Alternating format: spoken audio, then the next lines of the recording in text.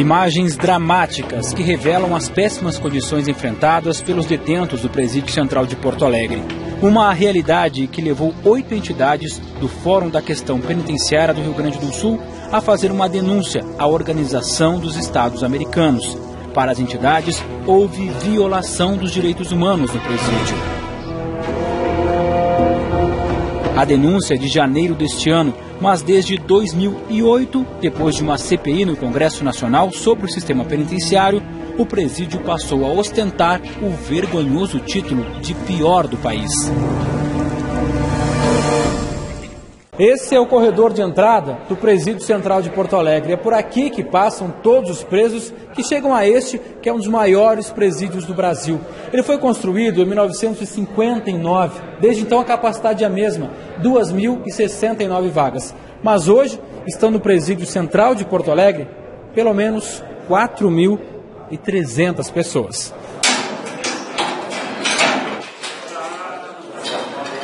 Mais que o dobro da capacidade. O central é digamos assim, um problema insolúvel, de certa forma.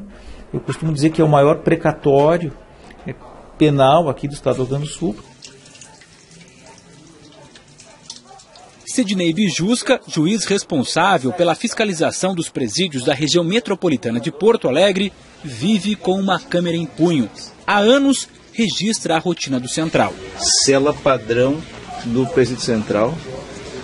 Essa cela foi desocupada há poucos minutos pelos presos do pavilhão D do Central. Essa cela foi projetada para 8 pessoas, deve abrigar aproximadamente 40.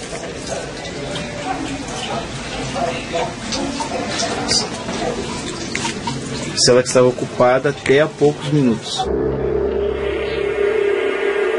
O juiz vai de cela em cela, ouvindo as queixas dos presos.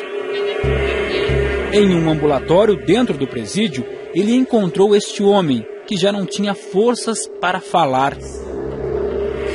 Preso por roubar um par de chinelos e condenado a 6 anos de prisão, Arinton da Silva contraiu tuberculose. Teve um pulmão extraído, mas sem acompanhamento médico ou condições mínimas de higiene, a cicatriz da cirurgia infeccionou. Na cela aqui, tu tá com quantos? Tá em 28, tava em 33. Eu durmo na cama sozinho, que é 2 na cama, né? Eu durmo sozinho para ter cuidado com o outro, né? Depois que o juiz divulgou as imagens e as fotos, Arinton ganhou um indulto humanitário. Foi para um abrigo onde cumpre o restante da pena e se reaproximou da família. A superlotação é apenas um dos problemas do presídio na capital gaúcha. É a estrutura do central, a parte onde vivem os presos nas galerias, isso está muito deteriorado do ponto de vista sanitário. Os esgotos, os pátios, a canalização, não é? Todas as celas têm infiltração. Vários banheiros do central funcionam dessa forma. E esses esgotos, como isso está muito comprometido, isso é canalizado para os pátios. É comum, corriqueiro, assim, fezes humanas, onde esse esgoto é desaguado nesses pátios. Né? E isso não tem conserto, porque é uma estrutura muito defasada, muito ultrapassada. Essa realidade não existe mais. É a Brigada Militar que administra o Presídio Central. O diretor nos guia em uma visita. Tu tá entrando para dentro da cadeia.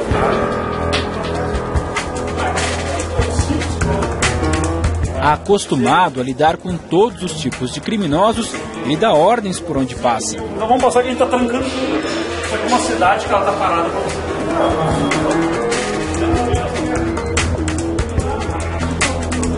Cada metro quadrado das celas é disputado, só que a administração do espaço já não é controlada pelo Estado.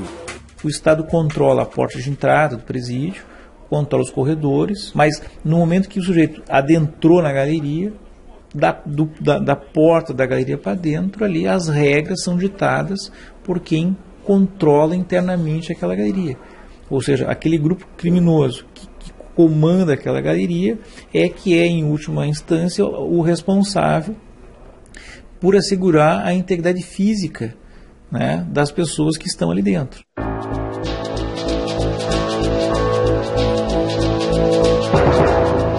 A prova está nesta ala, aberta para nós e exibida como um troféu.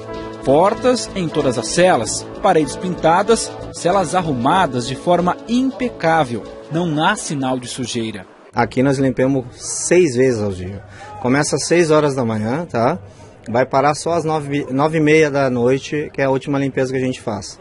Esse detento é quem coordena a ala, onde vivem 250 homens. Eu tenho 33 funcionários, tá? Entre limpeza, paneleiro, auxiliares, entendeu? Que seria prestador de serviço a nós mesmos, favorecendo tanto a nós como as nossas visitas que estão para vir visitar nós aqui.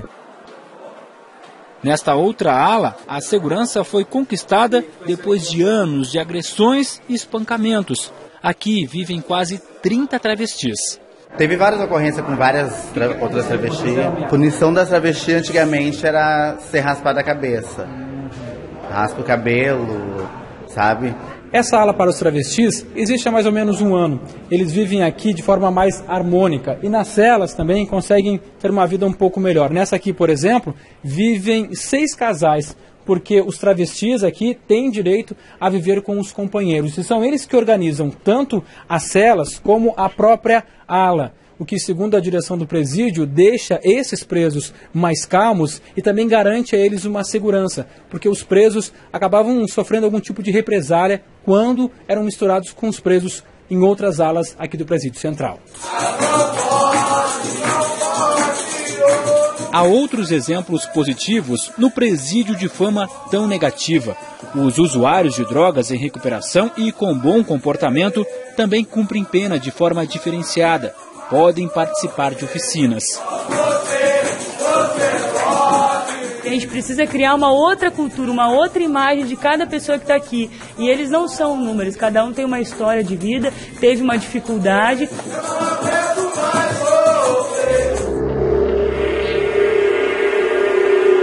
Mas a maior parte dos detentos vive uma realidade bem diferente.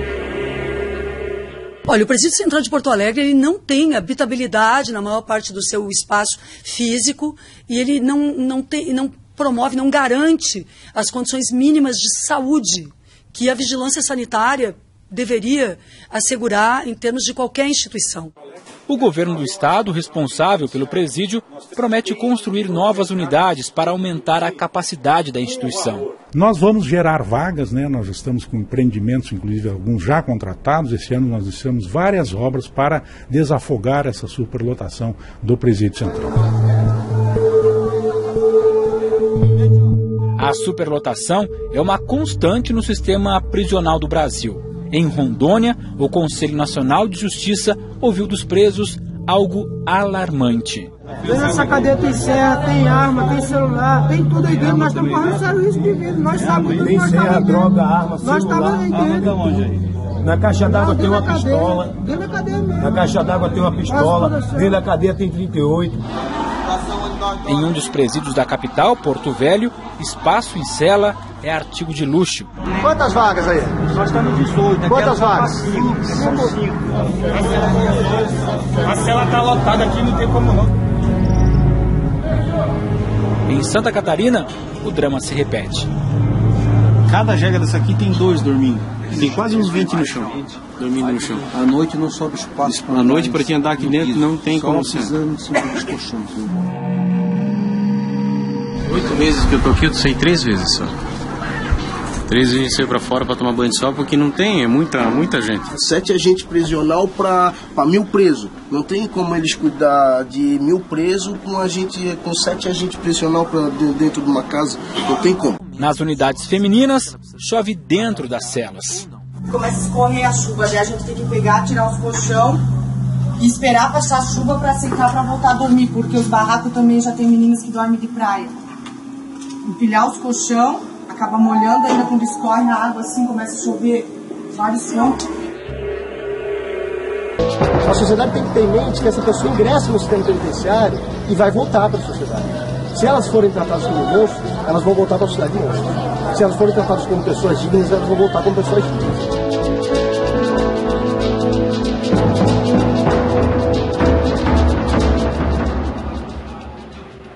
Como resolver esta equação? O Brasil tem 550 mil presos para pouco mais de 300 mil vagas. Não há fórmula matemática capaz de fazer surgir, no curto prazo, pelo menos 230 mil vagas no sistema prisional.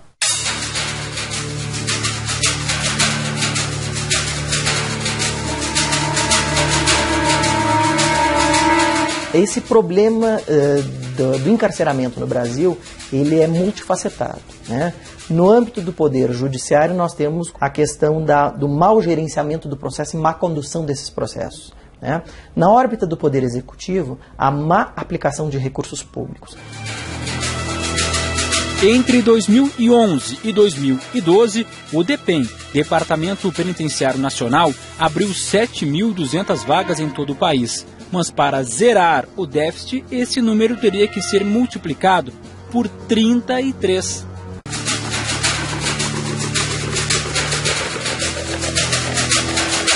O problema também se situa no plano da legislação penal. Nós temos uma legislação hoje que estimula o encarceramento como solução para os problemas sociais, quando na verdade nós temos que ter políticas de segurança que sejam integradas com as áreas de saúde, educação. Todo mundo está sendo preso por qualquer coisinha, entendeu? O Estado está trabalhando errado. O Brasil encarcera muito e, a nosso entender, encarcera mal. Nós temos muita gente presa que podia estar solta e, muito lamentavelmente, muita gente que deveria estar presa e não está. Os presos que cometeram crimes contra o patrimônio são a maior parte da população carcerária, especialmente os que praticaram o roubo qualificado, quando há violência corporal. Mas o crime que mais leva à prisão é o tráfico de drogas. Em 2006, havia 41 mil pessoas presas por tráfico. Até dezembro de 2012, eram mais de 138 mil, 1/3 de todos os detentos do país. O problema, segundo este juiz, é que o grande traficante não é preso. Na prática é que nós temos um grande número, uma grande incidência de pequenos traficantes ou de pessoas que acabam ficando dependentes desse comércio ou dessa engrenagem perversa do sistema de drogas. Essas pessoas acabam sendo selecionadas pelo sistema penal indevidamente e acabam povoando as nossas cadeias. O déficit de vagas nas prisões foi constatado pelo Ministério Público. Em março deste ano, procuradores percorreram 1.600 estabelecimentos, entre presídios, penitenciárias, hospitais de custódia, albergues e colônias agrícolas. O resultado? Alarmante. Há superlotação de norte a sul do Brasil. Os presos não são separados por idade, regime, crime, sequer os primários dos reincidentes. E o mais alarmante, mesmo sob a custódia do Estado, em 18% dos estabelecimentos, o Ministério Público encontrou a presença ativa de grupos ou facções criminosas.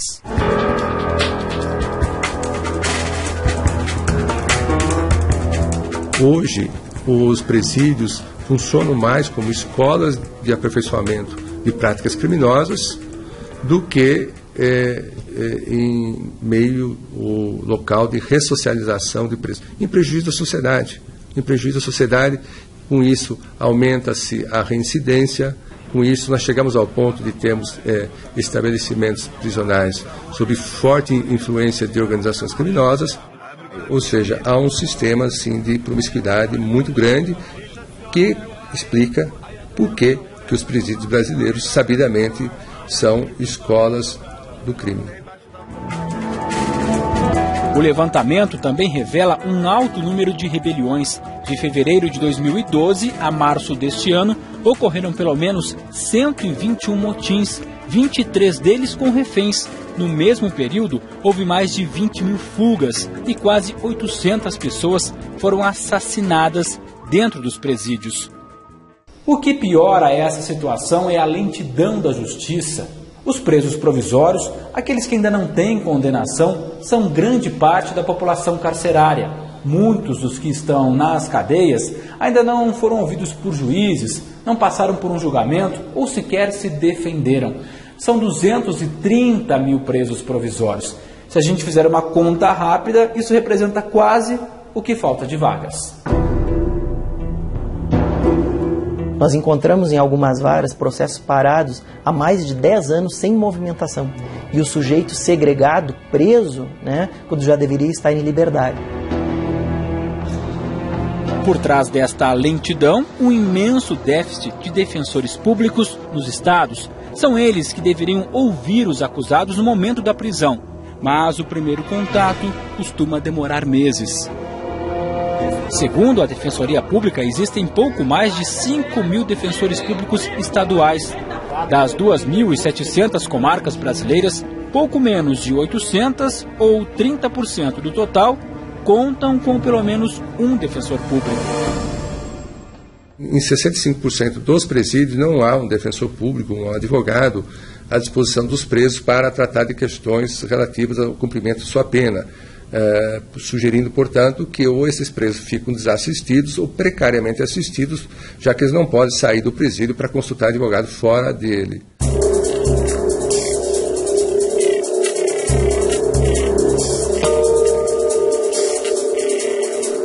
Há 5 anos, o Conselho Nacional de Justiça encontrou um caminho para acelerar o trabalho da Justiça. Criou o projeto Mutirão Carcerário. Nós dividimos o trabalho em 2 frentes.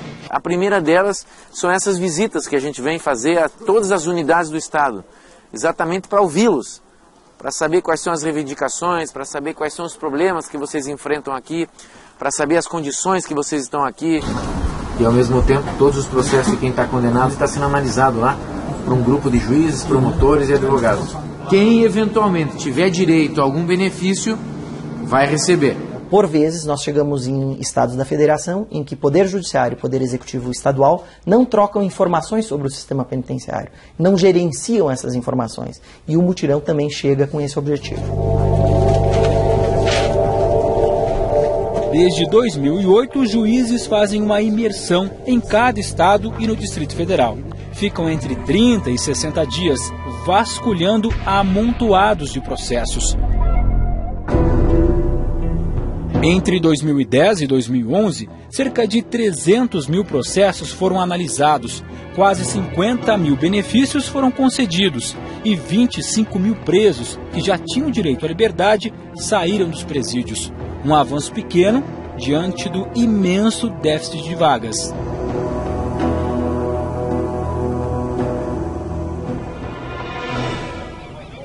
O único centro de detenção provisória do Distrito Federal, por exemplo, foi construído para 1.050 presos. Hoje, abriga mais de 2.500.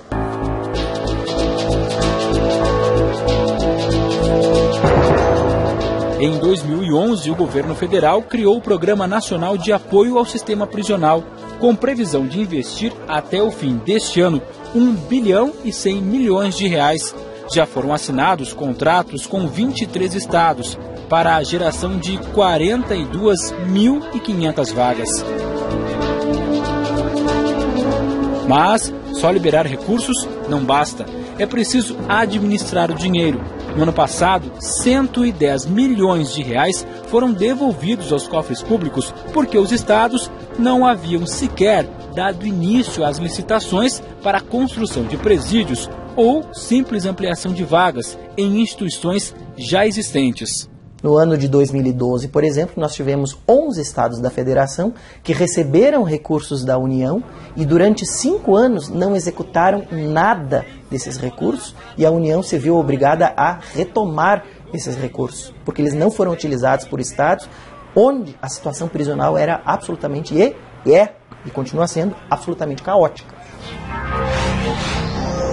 O estado que mais devolveu dinheiro foi o Rio de Janeiro, perto de 27 milhões de reais. O Rio Grande do Sul, onde está o Presídio Central, considerado o pior do país, devolveu entre 2006 e 2009 quase 19 milhões de reais ao governo federal. A sensação é de frustração porque é muito esforço para um projeto ser colocado naquele determinado estado. o recurso existe e não ver este recurso executado dá uma sensação de frustração. Enquanto o dinheiro pula de cofre em cofre público, os presídios transbordam de presos. O preso ele fica provisoriamente, não temos pena de morte, penas de prisão perpétua. Portanto, essas pessoas estão hoje contidas, como diz um professor. Hoje eles estão contidos, amanhã eles estarão contigo.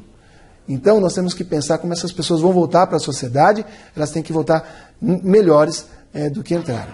Todos os atores devem se responsabilizar pelo problema. Né? É um ciclo total que começa com a polícia na rua e que acaba novamente com o retorno daquele preso à rua. Membros das polícias, membros do Ministério Público, membros do Judiciário, do Executivo, trabalhando de maneira organizada, entendendo que o problema é de todos.